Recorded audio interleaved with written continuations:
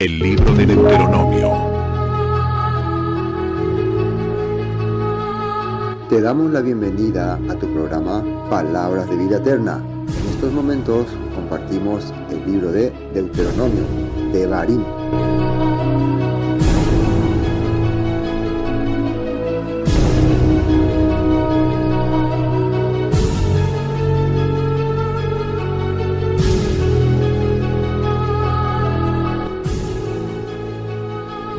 Y nosotros estamos estudiando Deuteronomio, ya estamos en el capítulo 21. Avanzamos bastante ya, ¿no? En todos estos capítulos que hemos visto que el Todopoderoso le está dando nuevamente una recapitulación de los mandamientos, de las leyes, para ese pueblo que está a punto de ingresar a la tierra prometida. Entonces vemos que desde el tiempo de Yeshua hasta aquí han pasado mucho tiempo, más de 2000 años, según el conteo que tenemos nosotros. Y muchas cosas también nosotros hemos pasado, hemos experimentado, y muchos conflictos ha habido. Desde mi perspectiva, nosotros estamos ya en los tiempos donde nos estamos preparando para entrar nuevamente en la tierra prometida. La tierra donde el Todopoderoso, a través de su Hijo Yeshua, va a reinar. En esta oportunidad, aquí Moisés está instruyendo a este pueblo en esa tierra donde a través de Josué, en hebreo Yehoshua, van a entrar y van a conquistar la tierra prometida. Pero antes de entrar, ellos ¿qué necesitan? Necesitan tener instrucciones del Todopoderoso. Y eso es lo que se le está dando, ¿no? Hasta a partir de ahora. Entonces, varias de estas instrucciones, estos mandatos, son decretos. ¿Qué son decretos? Son ordenanzas que se dan para el momento, de acuerdo a la situación que ellos están viviendo. Y que después tienen un mensaje espiritual. O sea, que quiere decir que muchos de estos mandamientos no es que porque están escritos acá, hoy nosotros tenemos que aplicarlo. ¿Entienden? ¿No? Entonces sería imposible poder aplicarlo hoy en día. Pero lastimosamente muchas personas que no entienden el espíritu de la Torah dicen que todo lo que está escrito acá hay que aplicarlo. Y ahí es donde le confunde a mucha gente. Están los mandamientos que son mandamientos, que son mishpatim, ordenanzas para nuestra vida, y están los que eran decretos momentáneos, de acuerdo a la situación, pero que dejaban un mensaje espiritual. Y vamos a mirar lo que dice. Si en la tierra 21, ¿no? Versículo 1, si en la tierra que el Eterno tu Elohim te da para que la poseas, fuere hallado a alguien muerto, tendido en el campo, y no se supiere quién lo mató, entonces tus ancianos y tus jueces saldrán y medirán la distancia hasta las ciudades que están alrededor del muerto. Bueno, de entrada, ¿de qué está hablando? Ya cuando ustedes ya tomen la tierra, cuando ya la conquiste, dice que si de repente se encuentra así alguien un muerto, se le encuentra alguien muerto por la calle, no se sabe quién le mató. Entonces, ¿cómo se va a hacer? Dice acá. ¿Qué se va a hacer? Y aquí ya nosotros podemos darnos cuenta de algo. Nosotros, por ejemplo, si en este tiempo encontramos un muerto, ¿qué vamos a hacer? Vamos a llamar a la policía. No vamos a hacer lo que está diciendo acá. ¿O sí? ¿Qué vamos a hacer si encontramos un muerto? Directamente vamos a llamar a la policía. Pero en aquel tiempo había algunas ordenanzas que el Padre había establecido para hacer. Y dice que entonces tus ancianos y tus jueces saldrán y medirán la distancia hasta las ciudades que están alrededor del muerto. Los líderes, los levitas, los sacerdotes, van a empezar a medir cuál es la aldea que está más cerca de donde está el muerto. Si se le encontró por allá, cuál es el pueblo más cerca.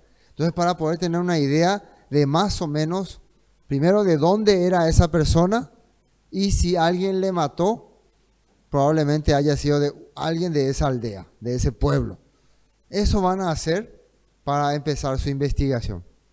Y el versículo 3 que dice, y los ancianos de la ciudad más cercana al lugar donde fuere hallado el muerto, tomarán de las vacas una becerra que no haya trabajado, que no haya llevado yugo.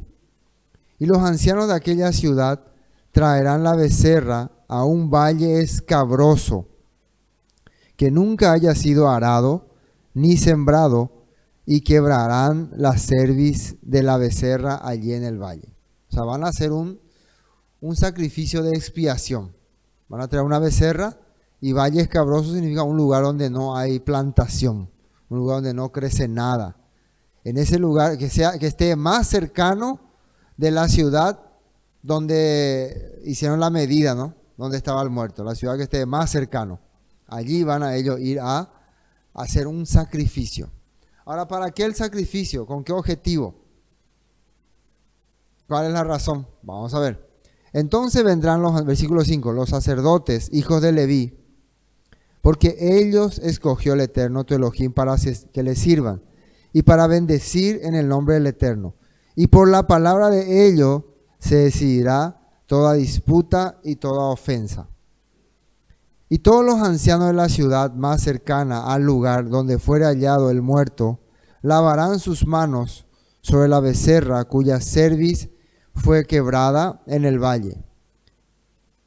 Y protestarán y dirán, nuestras manos no han derramado esta sangre, ni nuestros ojos lo han visto. O sea, los ancianos son como las personas más sabias del lugar.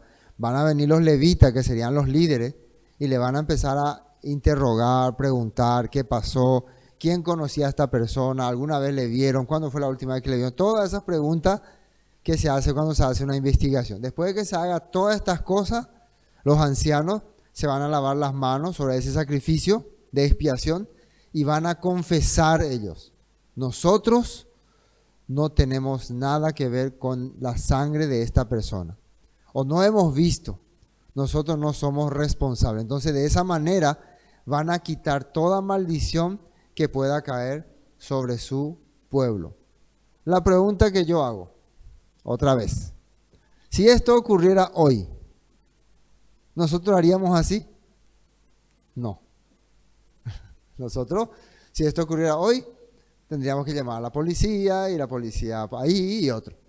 Entonces, esto solamente era aplicable en la tierra de Israel y en el tiempo que habían los jueces, los levitas, los sacerdotes. Este mandamiento no se puede aplicar en estos tiempos. Pero ¿cuál es el mensaje espiritual entonces? ¿Por qué está escrito aquí? Nos hace entender que para el Eterno la vida de una persona es muy importante.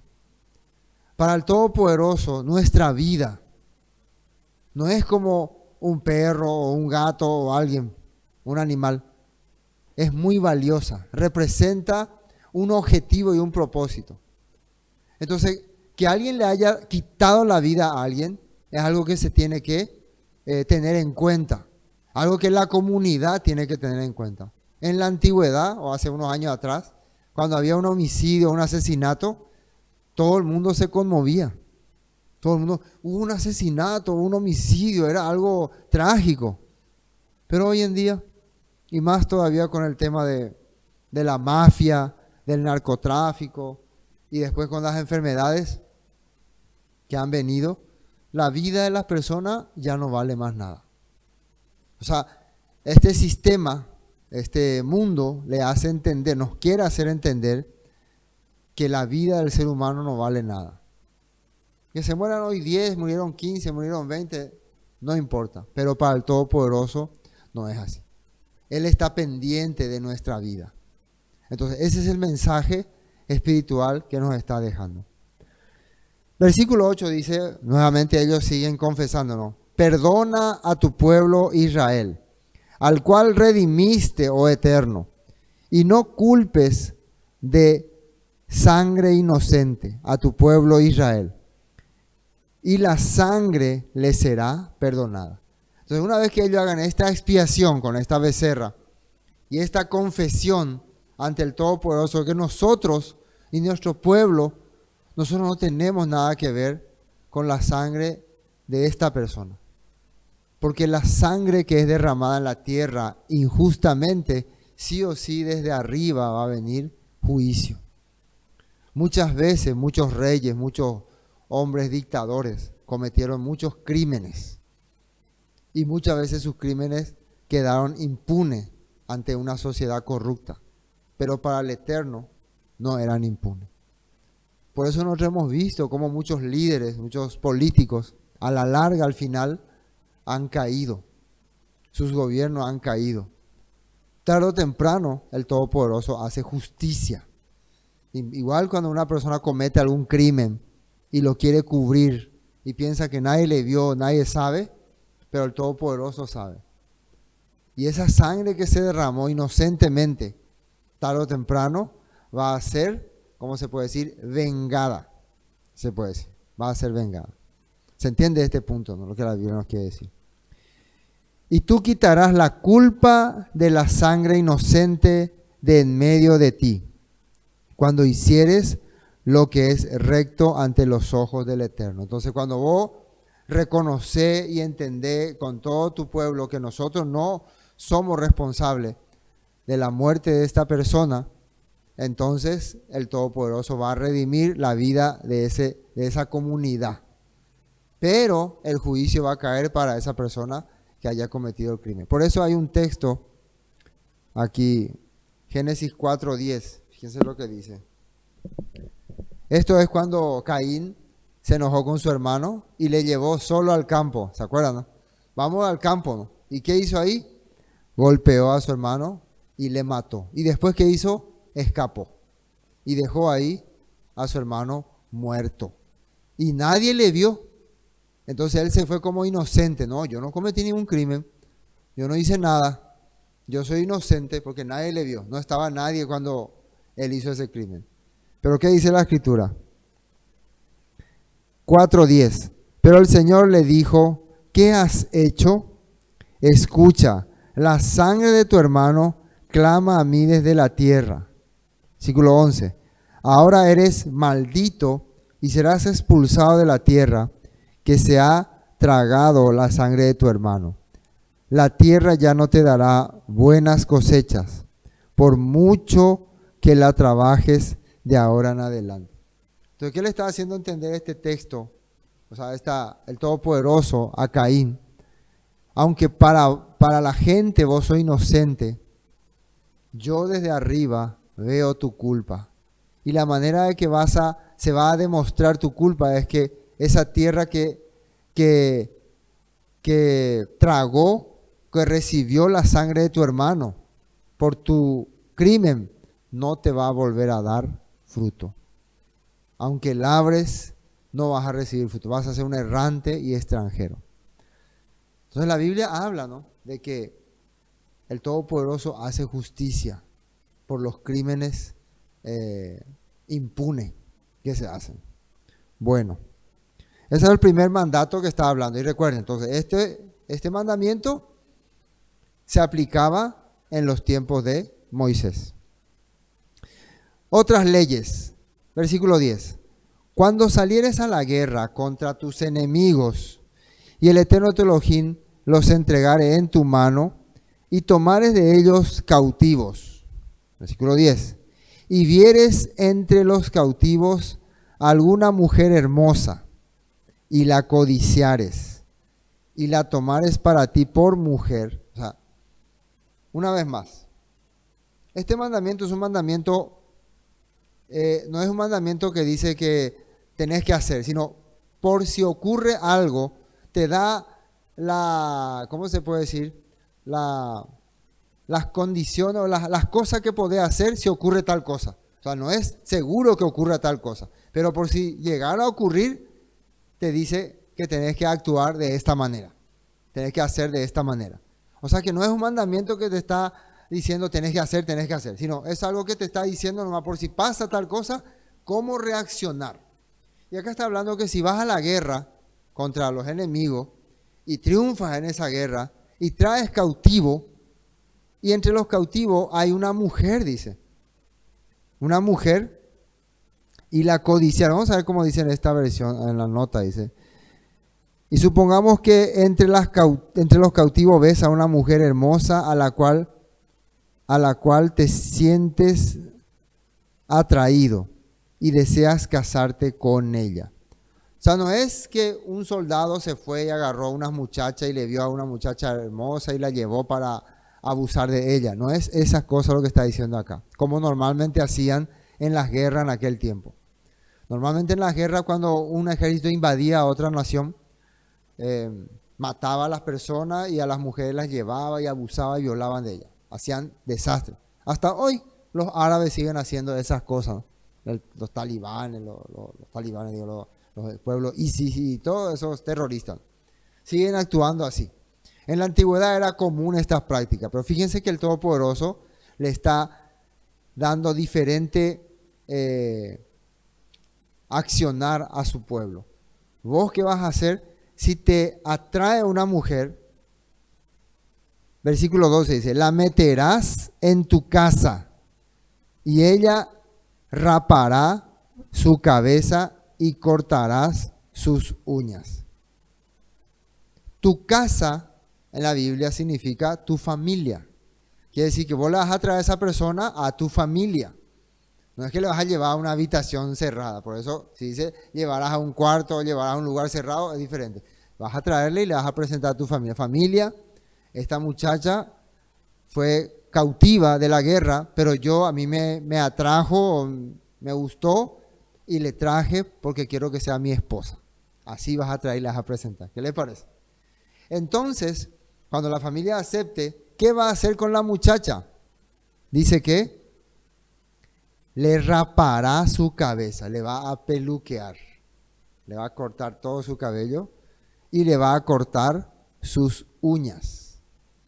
Y el versículo 13 dice, y se quitará el vestido de su cautiverio y se quedará en tu casa y llorará, se quedará con tu familia y llorará a su padre y a su madre un mes entero y después podrás llegarte a ella y tú serás su marido y ella será tu mujer. Fíjense que un soldado, si trae una muchacha cautiva, no es que ya trae para estar con ella.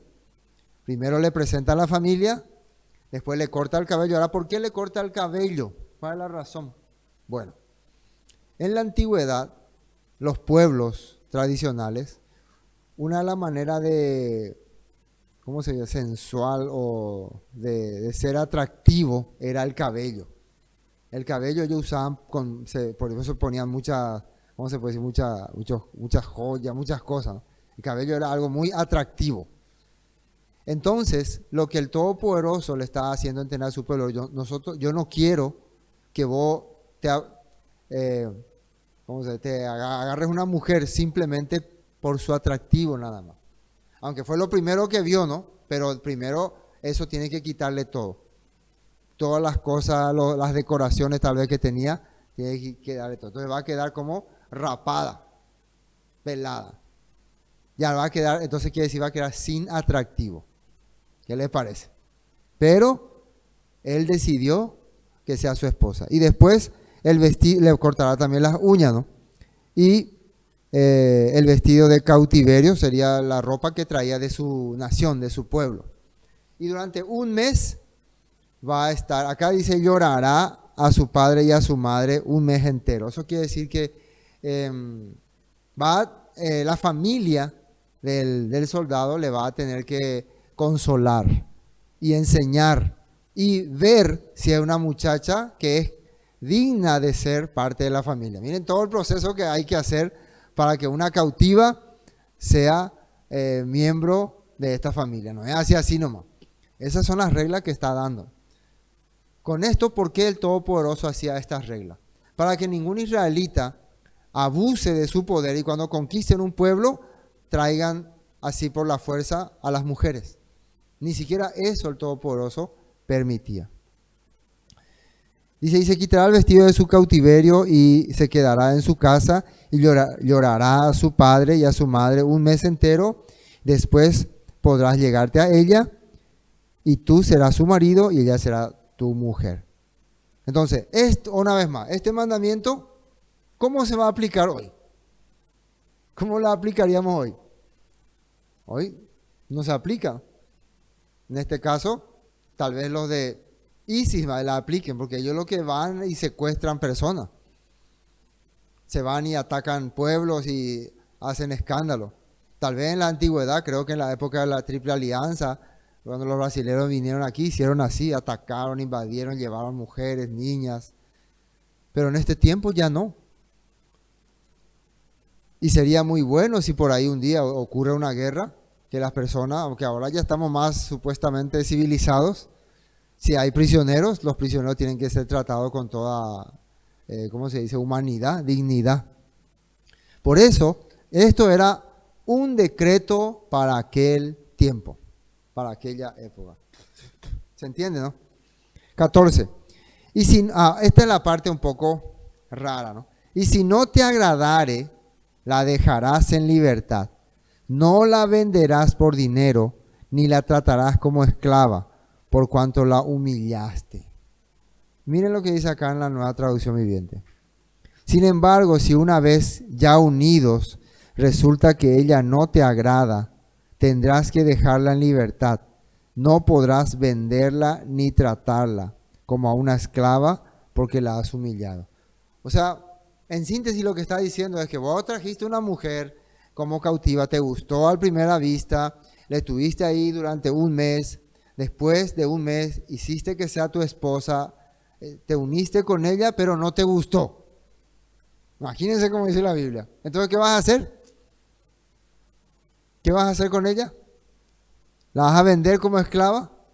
No, la vas a dejar libre.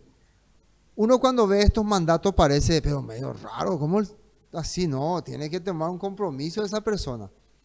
Pero estamos hablando de algo que sí ocurría, si había una guerra. Esto no es que voy a agarrar a una mujer, te casás y si no te gusta la dejas. No, es así. La Biblia no está diciendo eso. Muchos pueden empezar a malentender. Entonces si yo me caso con alguien y no me gusta, le voy a dejar nomás y me voy a casar con otra. No. Estaba hablando de una guerra primero. Fuiste a una guerra y trajiste una cautiva. Y te gustó la cautiva y le hiciste tu esposa. Pero después no te gustó, la ley te da un mandato de que la dejes libre. ¿Por qué? Porque muchas veces, ¿qué harían muchos hombres? Si no le gusta como mujer, le va a maltratar como esclava o la va a vender. Y el Todopoderoso no permite eso. Ahí nosotros podemos darnos cuenta que Él está cuidando la vida de las personas, en especial de las mujeres que en aquella época eran consideradas como mercadería. En los tiempos de la Biblia, la mujer era una mercadería nomás, no servía para nada, solamente para vender, comprar y servicios. Pero el Todopoderoso le hace diferente. Así que nosotros estamos viendo acá un mandato contra la cultura de aquella época. Hoy en día, mira, hoy en día estas cosas solamente se ven entre narcotraficantes y mafiosos. Existe todavía la famosa trata de personas. Hay países donde las mujeres se venden por dinero. Te vendo esto, cómprame esto, te doy esta, este no lo quiero más, te vendo. Así se trata. Uno diría que no, creo que eso ocurre todavía en nuestra época, pero ocurre. Hay mucha esclavitud todavía, en Brasil, en España, en Francia. Es cuestión de investigar nomás, muchas veces todavía existe.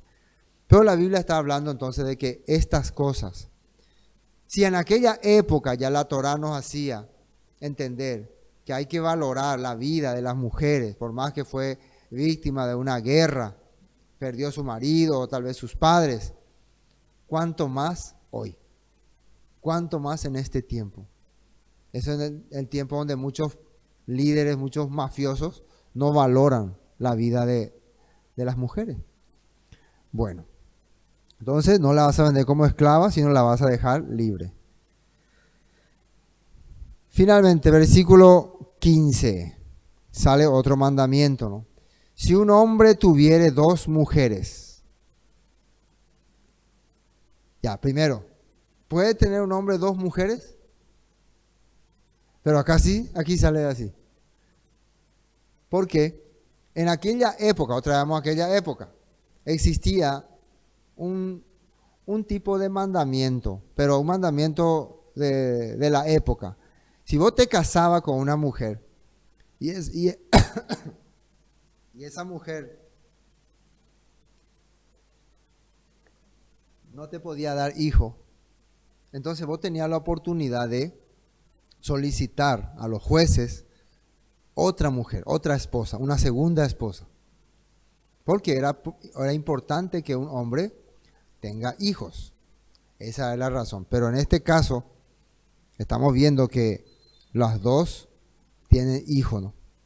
Entonces, había también casos donde algunos hombres, por alguna razón, por querer dar herencia o porque eran hombres importantes, solicitaban tener dos mujeres y se le aceptaba. O sea, no es que alguien podía simplemente tener dos mujeres, sino en la cultura de aquella época, tanto Babilonia como Cananea, se tenía que esto solicitar. O sea, siempre se entendía que el hombre tenía que tener una esposa, pero las culturas de diferentes pueblos eran diferentes, ¿no? Algunas podían tener más, dos, tres. Por eso, para entender esto tenemos que entender también la mentalidad que había en esa época.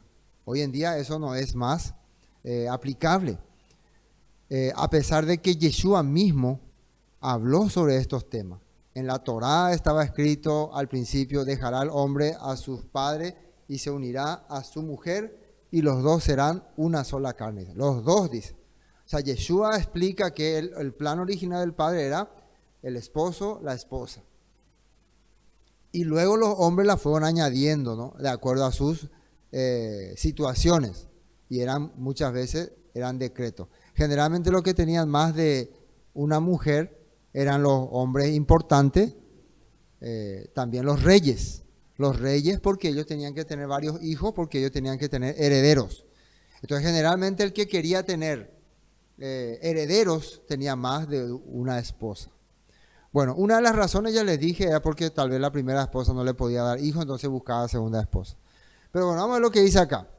Si un hombre tuviera dos mujeres, la una amada y la otra aborrecida, y la amada y la aborrecida le hubieran dado hijos, y el hijo primogénito fuere de la aborrecida. Ahora, ¿cómo puede ser esto de la amada y la aborrecida? A ver, ¿cómo se entiende esto? ¿Vos te podés casar con alguien a la que aborrece? No. Entonces, generalmente lo que ocurría era esto. Muchas veces el primer matrimonio de una persona era generalmente acuerdos entre los padres. Los padres se reunían y decían: bueno, hijo, te vas a casar con tal persona. Y muchas de esa persona se casaba por obligación. Eso sí me están entendiendo, ¿no? Yo no quería casarme con ella, pero bueno, fue un acuerdo entre mis padres. Y después, cuando él ya pasaba el tiempo, se enamoraba de otra persona y le gustaba a esa otra persona y solicitaba poder casarse con esa otra persona, pero ya teniendo su primera esposa. Entonces esa otra persona sería su segunda esposa. Su segunda esposa. Entonces a eso es lo que se llamaba que él se casó con la que amaba de verdad o con la otra porque le obligaron. Entonces, ¿qué dice acá? Si él tuvo un hijo con esa que le obligaron, ese es su primogénito, con la primera que se casó, con la primera mujer que le dio hijo, ese es su primogénito.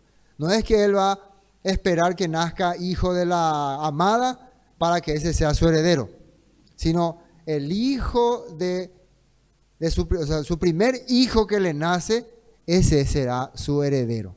Y esto nosotros vemos que ocurrió, por ejemplo, en el caso de Abraham. Abraham tuvo una esposa llamada Sara, pero Sara no le podía dar hijo.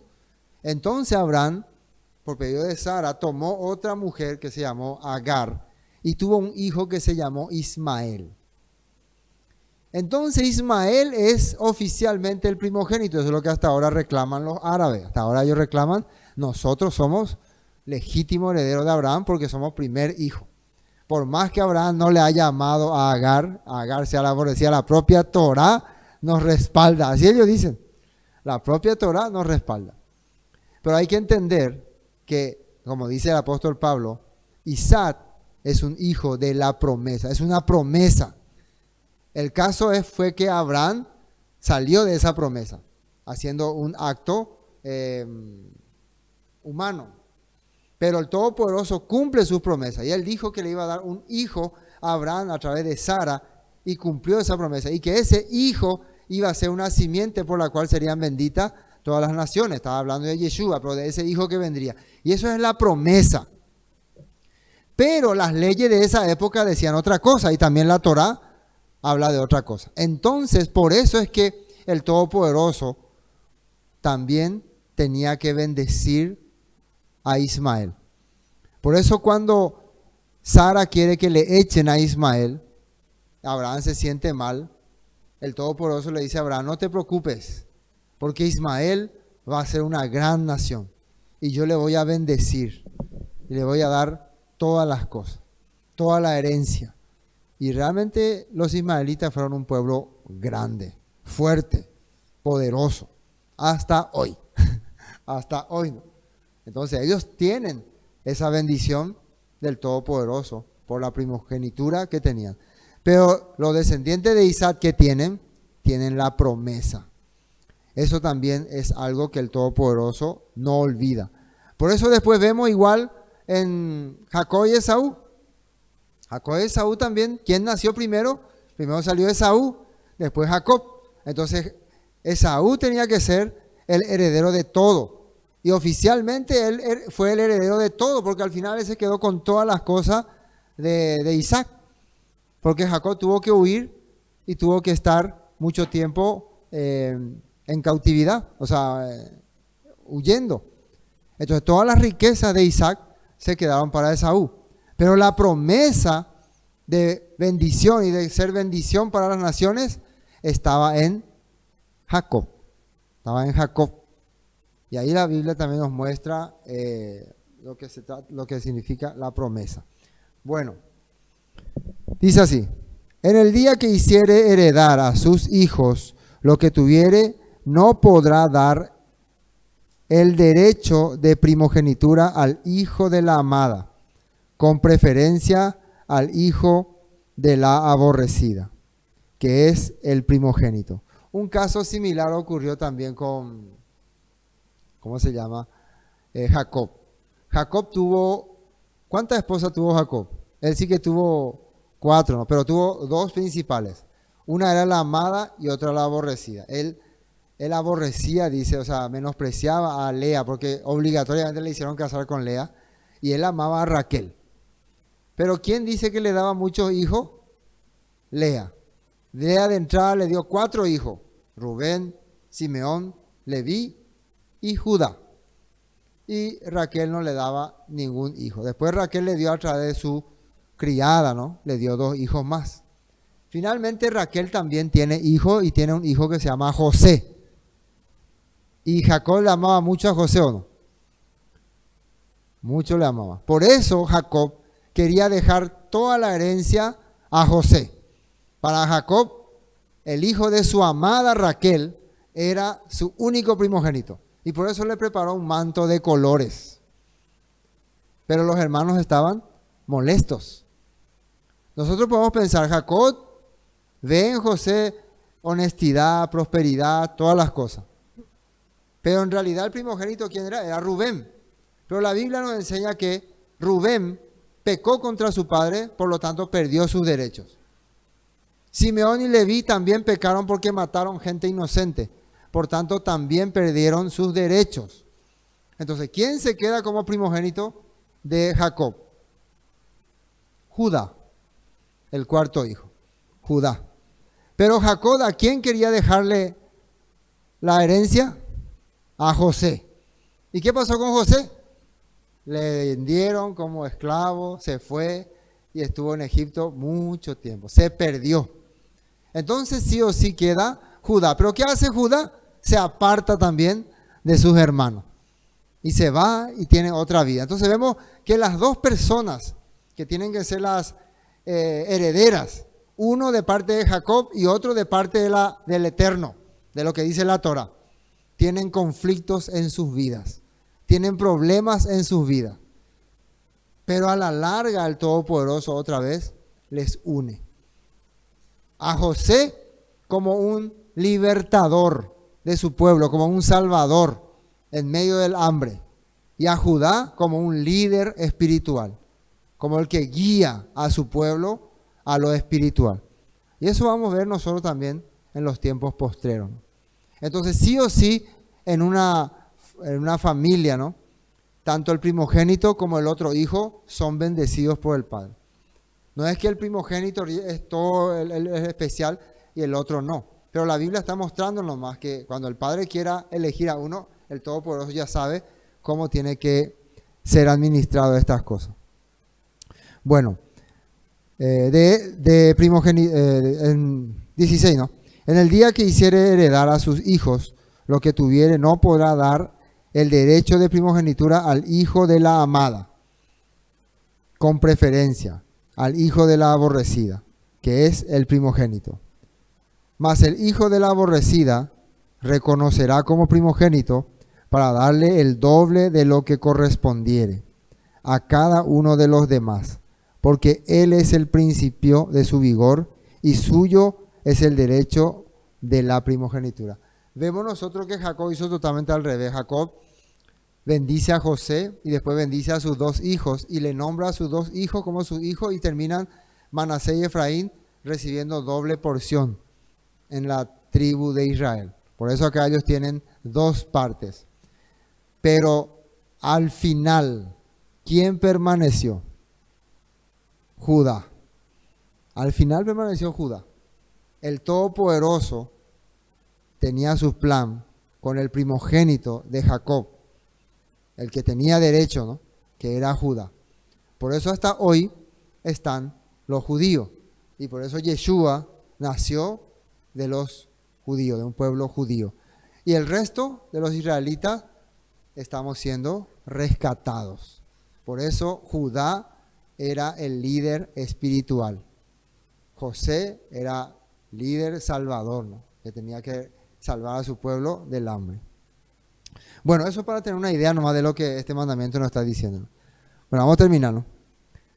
Si alguno tuviera un hijo, ahora el 18, ¿no?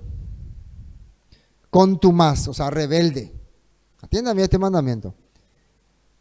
Y que no obedeciere a la voz de su padre, ni a la voz de su madre, y habiéndole castigado, no lo obedeciere, entonces lo tomarán su padre y su madre, y lo sacarán ante los ancianos de su ciudad, y a la puerta del lugar donde viva. 20. Y dirán a los ancianos de la ciudad: este nuestro hijo es contumaz y rebelde, no obedece nuestra voz. Y atiendan bien acá, es glotón y borracho. O sea, no estamos hablando entonces de un niño. Estamos hablando de una persona que ya por lo menos tiene más de 20 años y todavía vive con los padres. Pero ese no es el problema.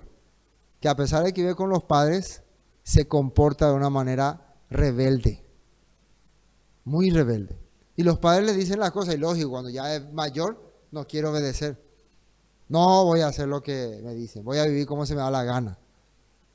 Entonces, aparte es glotón, comilón, come todo lo que hay y borracho. Típico de eso, ¿no? ¿Qué hay que hacer con esta clase de niño o de joven? Entonces todos los hombres de su ciudad, ¿qué dice ahí? Lo apedrearán y morirá. Así quitarás el mal de en medio de ti y todo Israel oirá y temerá. Para que ocurra esto que está diciendo acá, atiéndame, acá sale un mandamiento, pero que se necesita algunos requisitos para que ocurra. No es que le van a matar nomás a cualquiera. Primero, los padres tienen que venir a denunciar al hijo. Segundo, los jueces tienen que examinar si realmente este hijo no cambia. Además, tiene que haber alguna cosa grave que haya hecho, por ejemplo, golpear a los padres, maltratar a los padres o haberle matado a alguien. Algún crimen ya terrible, algo fuera del control. No es simplemente, es que son muy groseros y no trabajan luego, no es por eso no es que la van a apedrear. Estamos hablando ya que hace cosas peligrosas. Entonces, por eso los padres no les queda otra que venir a denunciar. Es como que, no sé, uno tiene un hijo que es sicario. Tengo mi hijo que es sicario, sicario. O no sé, narcotraficante, asesino a sueldo. ¿Tengo que denunciarlo o no? No me queda otra. Entonces cuando veo que ese joven vive conmigo y no escucha y es un peligro, tengo que denunciarlo. Y se tiene que investigar. Y si se descubre que es así, entonces se le sentencia a muerte. Pero eso ocurría solamente bajo esas condiciones. Pero hay una cosa interesante. En la Biblia no hay registro de que eso haya ocurrido. Muy pocas veces los padres se atreven a denunciar a sus hijos. Los padres son capaces de cargar la culpa de los hijos, de llevar ellos su culpa. Por eso, muchas veces, este mandamiento era aplicado por el Eterno. Muchas veces los padres, vimos por ejemplo, en el caso de, cómo aparece en el caso de los hijos de Elí. Los hijos de Elí eran levitas. Ellos dicen que pecaban, cometían pecado, ¿no?, con las mujeres del tabernáculo. No valoraban los sacrificios. Constantemente su papá les decía, yo les cubro todos sus pecados, les decía. Pero el Todopoderoso está viendo sus vidas. Entonces, ¿qué pasó? Cayó juicio sobre ellos, fueron a la guerra y murieron. También pasó con los hijos de David. David también, su hijo Absalón, Amnón, fueron rebeldes. Su padre no quería castigarlo. Su padre no quería disciplinarlo. ¿Y qué le pasó? El Todopoderoso echó la ira sobre ellos. Entonces nosotros vemos que el Eterno muchas veces aplicaba este juicio. Por eso dice en la Biblia, corrige al muchacho y libra con vara, ¿no?, y librará su alma del Seol, dice, o sea, de la muerte. Corrige, disciplínalo antes a tiempo, ¿no? Entonces vas a librarle de la muerte. ¿De qué muerte? Si vos no le vas a hacer que le vas a matar, o el que le vas a acusar, sí o sí, o le va a matar la policía, o le va a matar el juez, o le va a matar a alguien. Pero alguien le va a matar. Entonces, disciplinando nosotros a los hijos a tiempo, evitamos de que sean presa fácil o víctimas del sistema, o caigan bajo el poder de otras personas. Eso la Biblia nos está enseñando con este mandato. Lógico que esto también eran ordenanzas para aquella época, pero tiene esa enseñanza espiritual, en especial para nosotros en este tiempo, para saber cómo cuidar y guiar la vida de nuestros hijos. Acá hay una nota en la 21. Proverbios 23:13 dice, no rehuses corregir al muchacho, porque si lo castigas con vara, no morirás. Si le castigas con vara a su tiempo, ¿no?, cuando ya es grandote, no le vas a poder pegar, cuando es chico, ¿no? Algunos no quieren ni tocarle a su hijo, ¿no? Son su tesoro. Vos no le querés tocar a tu hijo ahora cuando tiene 5 años, 6 años, 7 años. No, nadie quiere tocar a mi hijo. Pero cuando sea grande, otra persona no le va a perdonar. Otra persona no le va a tolerar sus caprichos. Por eso es bueno que el niño aprenda a ser obediente y respetuoso con la gente. Un niño que es maleducado, grita, a cualquiera le grita. Sí, cuando su papá está ahí para proteger sus caprichos, no hay problema. Pero cuando no esté, otro mitad le va a romper la nariz. Y cuando sea más grande, otro joven le va a dar de todo. Eso uno tiene que tener en cuenta. Proverbios 29:15 dice, la vara y la corrección dan sabiduría, mas el muchacho consentido avergonzará a su madre. Entonces hay muchos textos en la Biblia que nos hablan acerca de este punto. Importante, ¿no? 22. Para ir terminando. Si alguno hubiere cometido algún crimen digno de muerte y lo hiciereis morir y lo colgareis en un madero, no dejaréis que su cuerpo pase la noche sobre el madero. Sin falta lo enterrarás el mismo día, porque maldito por Elohim es el colgado, y no contaminarás tu tierra que el Eterno tu Elohim te da por heredad. Cuando alguien sea condenado a muerte por algún crimen de muerte, ¿no?, dice acá, ¿no?, y tenga que ser colgado en un madero, dice, por del cuello, alguna vez se le colgaban así también, ¿no?, ese cuerpo hasta que muera nomás tiene que estar ahí. Una vez muerto, hay que sacar. O sea, no pueden dejar como hacían los persas o como hacían los romanos. Ustedes saben cómo hacían los persas y los romanos. Colgaban a las personas y le dejaban ahí hasta que se convertían en hueso. Venían los cuervos y comían ahí todo. Ahí se descomponía todo el cuerpo. Así dejaban ahí. Y la gente veía cómo el cuerpo se iba descomponiendo, se iba despedazando, terrible era. Eso era lo más horrible y lo más, ¿cómo se puede decir? Indignante. Los persas hacían así. Miles de, cuando ellos conquistaban un pueblo, hacían, ¿cómo se dice? Como alumbrado público hacían, de cuerpos, llenos de cuerpos. Y los ponía y la gente caminaba y tenía que observar todos cuerpos podridos. El Todopoderoso está diciendo, vos no vas a hacer así. Si alguien va a morir ejecutado, una vez muerto, a enterrarlo. ¿Por qué? Maldición va a traer a tu pueblo si vos dejás a ese que está colgado hasta el amanecer. Va a traer maldición. Y hay una cosa interesante, ¿no? Que este texto el apóstol Pablo usó para referirse a Yeshua. Yeshua fue colgado en un madero, fue sentenciado a muerte, pero su cuerpo no permaneció un día ahí. Y dice aquí, ¿no? Gálatas 3:13 dice, pero el Mesías nos ha rescatado de la maldición, dice, dictada en la ley. Cuando fue colgado en la cruz, cargó sobre sí la maldición de nuestra fechoría. Pues está escrito, maldito todo el que es colgado en un madero. Bueno, en la Torá dice que maldito que todo aquel que es colgado en un madero. ¿Por qué una persona iba a ser sentenciada a muerte? Porque cometió un crimen digno de muerte. ¿Por qué Yeshua fue sentenciado a muerte? ¿Qué crimen cometió? Ninguno. ¿Qué dijo el ladrón que estaba al lado de Yeshua? Este hombre ningún pecado ha hecho. Nosotros somos culpables y estamos pagando el precio de nuestras culpas, pero este hombre ningún mal ha hecho. ¿Por qué entonces Yeshua estaba colgándose en un madero? ¿Cuál es la razón? Y acá Pablo está diciendo, cargando nuestras culpas. Él estaba llevando nuestra condenación, nuestra maldición.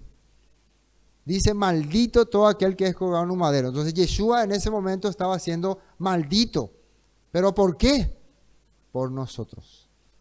Por causa de su pueblo. Perdónalos porque no saben lo que hacen, él decía. Por eso el apóstol Pablo se acuerda de ese texto. Se acuerda de que un día también nuestro maestro, nuestro Salvador, le crucificaron sin ser él culpable. Los que estaban a su lado, uno reconoció, nosotros sí somos culpables, él no. Entonces, por eso él nos redimió, dice, porque él llevó nuestras culpas. Amén. Ahora, Juan 19:31 dice, era el día de la preparación y los líderes judíos no querían que los cuerpos permanecieran allí colgados el día siguiente, que era el día de descanso. Y uno muy especial porque era la Pascua.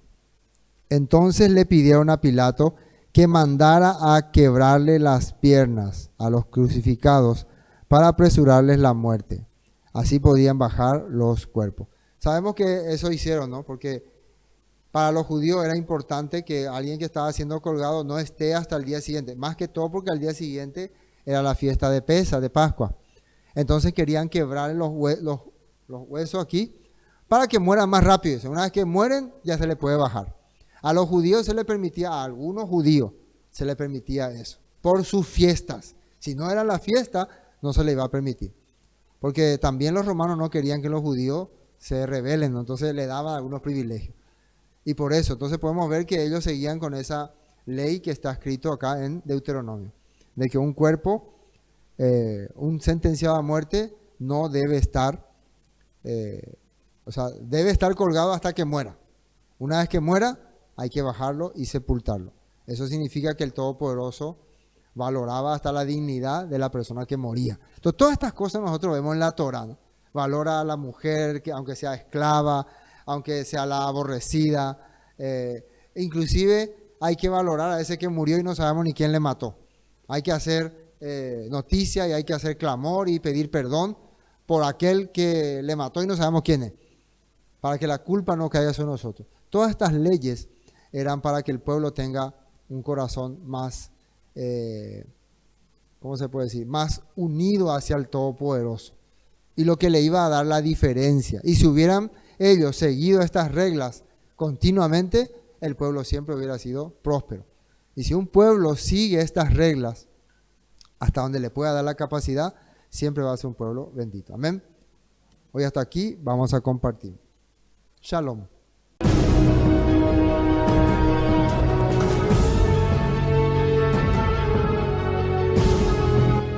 Esto fue Palabras de Vida Eterna, con el estudio del libro de Deuteronomio, de Barim.